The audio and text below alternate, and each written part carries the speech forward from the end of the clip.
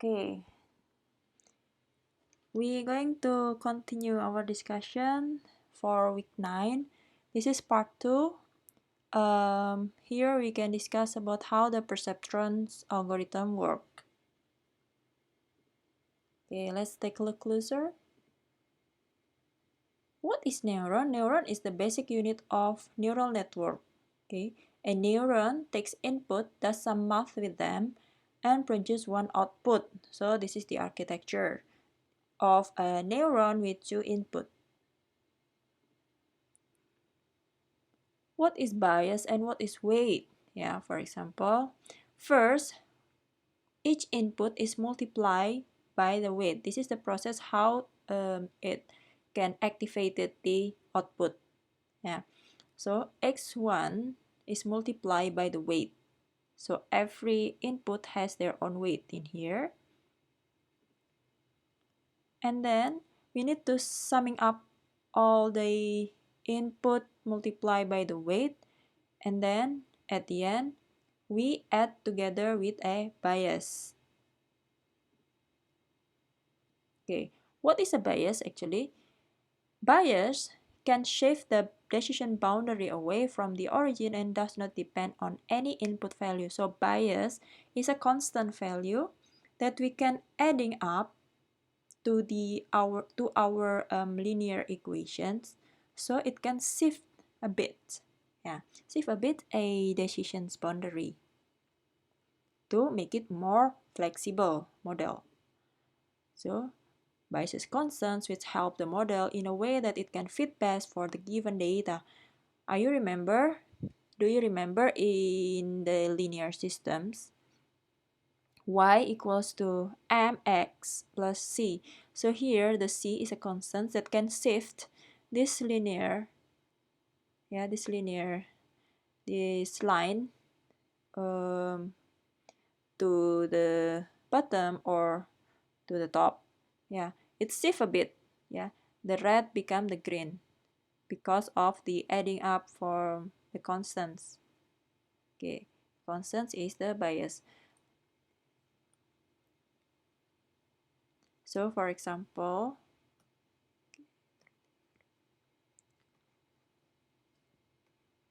we have data like this.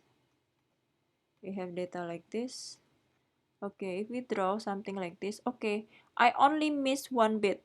So if I adding up a bias, it will become perfectly like this. So just shift a bit without changing the directions. Okay, how about the activation function? So this is where the synapses work. Yeah, we can have the threshold and we can have the functions. The activation function is used to turn an unbounded input into an output that has nice predictable form. So from the input, we want to have the output. How to process the input number into the output? We using some functions called activation functions. This is a very common activation functions using the sigmoid function. Looks like this. Yeah. Given by this formula, 1 over 1 plus Euler number to the power of minus input. Yeah, the sigmoid function only output number in the range of 0 and 1. You can think of it as compressing from minus infinity to positive infinity to 0, 1. Big negative number become 0, 0, 0, and big positive number become 1, 1, 1. Okay, we can also have the activation function as step. Yeah, step is also called linear threshold unit. The activation functions is something like this. So it's 1. Yeah, the output will be 1 whenever z is the input, above the threshold, or 0 otherwise. So this is like when we talk about the logical AND in the first artificial neuron by McCulloch and Pitt. They're using this linear threshold unit. Okay, some simple example. Assume we have two input neuron that use sigmoid activation function and has the following parameters.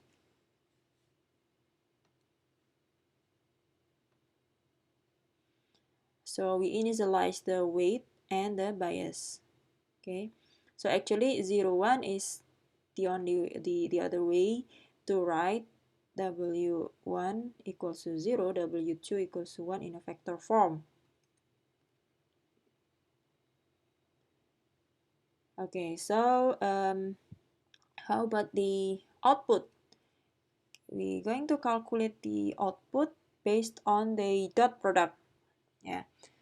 Okay, so we're going to put this in our formula plus bias, and then we can come up with 7. We have x equals to 2 and 3, and weight equals to 0 and 1. So when we calculating the weight multiplied by input plus weight multiplied by input plus bias, we can have 7. Okay, this is our output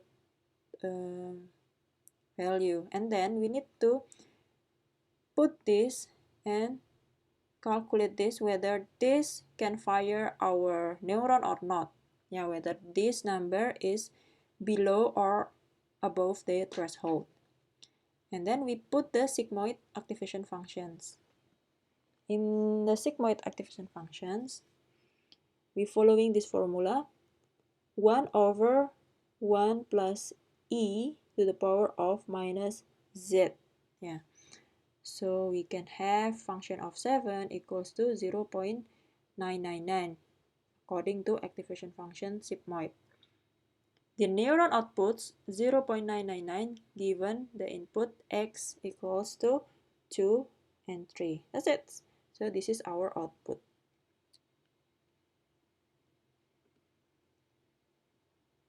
The process of passing inputs forward to get an output is known as feed forward.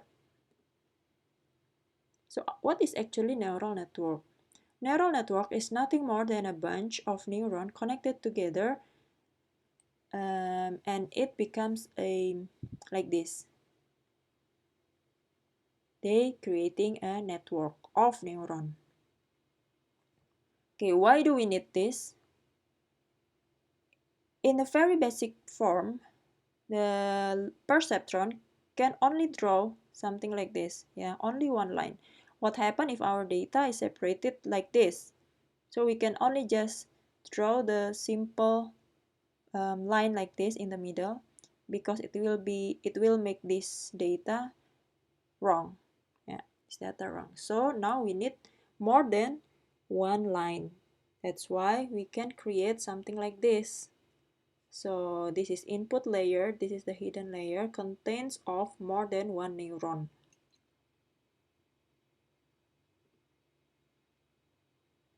Okay, for example, this is the architecture of a hidden layer with two neurons. Yeah, this is called neuron.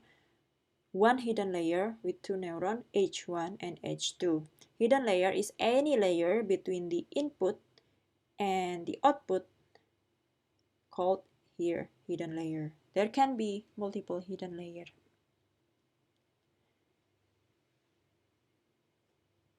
Okay, so this is why it calls a network. A neural network can have any number of layers with any number of neurons in those layers. The basic idea stays the same. Feed the input forward through the neuron in the network to get the output at the end. Okay, let's see how we calculate through the multi-layer perceptrons. We assume all neurons have the same weight, yeah, still the same weight like before, and the same bias. We put the bias 0, the constant is 0. And we use the same sigmoid activation functions, H1 and H2, and O1 is the O for output, H for hidden layer. So we still use the same input, x equals to 2 and 3. Okay, so we do the calculations. We need to know what is H1 and H2 first. So we treat this as the output of the first input. Okay, so we calculate this using the formula. Function of 0 multiplied by 2 plus 1 multiplied by 3 plus 0 because the bias is 0. And then the function of 3 using the sigmoid functions, we can come up with this number, this output number, yeah, 0.9526. So H1 and H2 become the next input for the output layer. Okay, so we want to see what is output 1.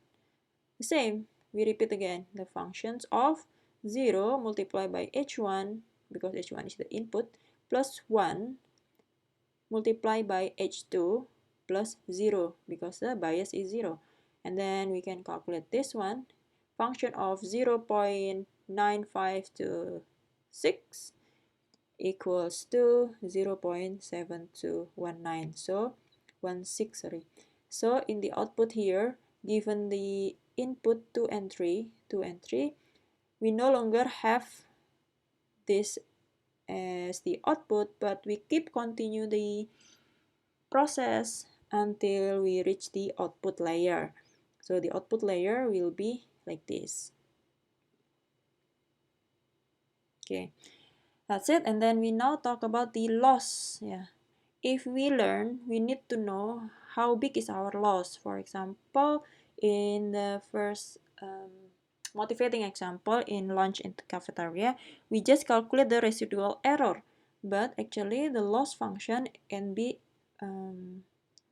more complicated than that. Yeah, loss can be represented as a mean squared error, MSE loss. MSE is 1 over n, this is the average of the true label minus the predicted label, and then you square them up.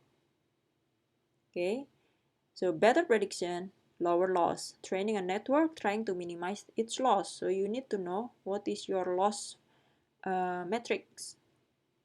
So this is the example how to calculate the MSE. And then later in our exercise, we just use the simple error functions. Y predicted output minus the true output. So now, when we train our neural network, we have the clear goal, minimize the loss. We know that we can change the network's weight and bias to influence its predictions. But actually, there's another way, another advanced method to allow the learner to do so in a way that can decrease loss. It's called stochastic gradient descent. So this is the number of parameters that we can set in the neural network. First, the number of layers, number of neurons, and the learning rates.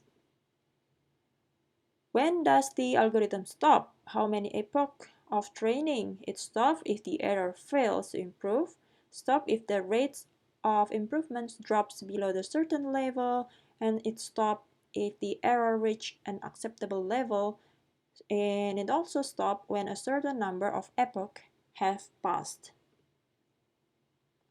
Okay, so this is also another demo. And this is your discussion topics. Conduct a mini research on what is a learning rate and what is the best learning rate. What is epoch in multi-layer perceptron, and how many epoch do you need to get the best result? What is perceptron learning rule? And please explain some application area of artificial neural network in real life.